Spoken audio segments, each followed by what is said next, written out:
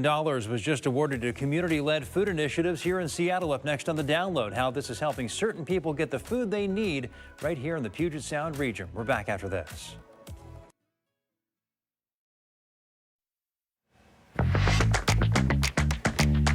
Community-led food initiatives here in Seattle just got another major financial boost. The city invested nearly $2 million into those programs that help address food insecurities. Tonight, I talked with the supervisor of the Food Equity Fund, Lisa Chen, about how the money will be used to provide better food services for certain parts of the community.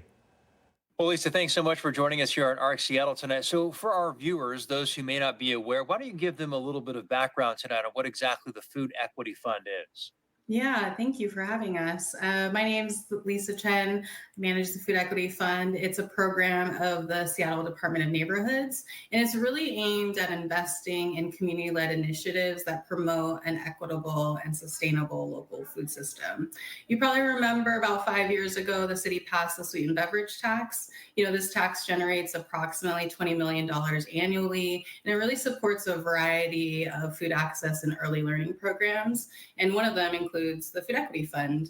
And so here at the fund, we're really dedicated to investing in food projects that are led by Black, Indigenous, people of color, immigrants, people with low incomes, youth, and or our elders.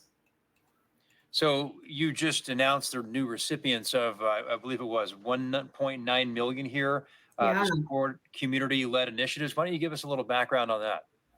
Yeah, we in 2024 so far, 20 organizations were selected through a highly competitive process. We received over 82 eligible applications, but we're only able to give out 1.9 million in available funding. And that really speaks again to the high need in our community. And the projects that we fund are really varied. They include a new emerging food distribution site. I'm thinking of International Migrants Alliance. We're funding a commercial kitchen renovation to help a community serve even more of our unhoused residents.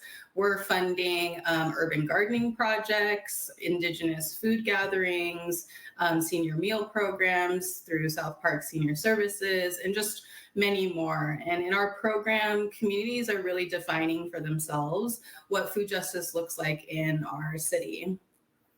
So when 82 people apply to something like this to get part of this $1.9 million, who ends up qualifying and what do you really have to do to show that you deserve the money, I guess, or the money should come to you? Because I'm aware that all 82 didn't receive the funding. Only what was it? How many was it? Was it 30 or so? 20. 20. Yeah. Okay. Yeah.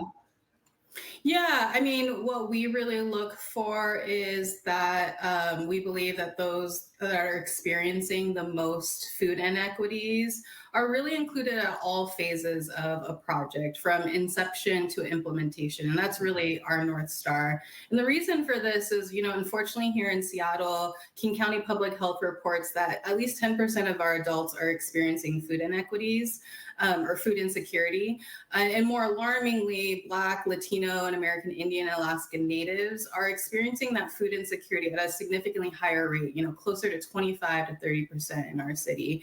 And so that was a study before the pandemic. I would not be surprised if these rates were higher now. And so we take this kind of data into account into the design of our grant program. And so all of our projects benefit those who are experiencing the most food inequities. And that's really people with low incomes, youth, elders, and people of color. So I've got to ask, Lisa, I'm just curious, if Yeah. this fund weren't there, what would these people be doing if they couldn't take part in what you guys are offering? Yeah, the USDA reported recently in 2022 alone, food prices increased faster than any year since 1979. And so that just tells us that, as you mentioned, the demand for healthy, nutritious, easily accessible food has risen tremendously over the years. And it tells us that communities are very much still carrying the brunt of this pandemic. And here, we are doing the best we can at the Food Equity Fund to ensure that community-based organizations are resourced to support this growing need. But it really takes, communities ensuring that they get the funding that they need. And so it's not just us. We have to have, private foundations and our partners to really make sure that this need is being met.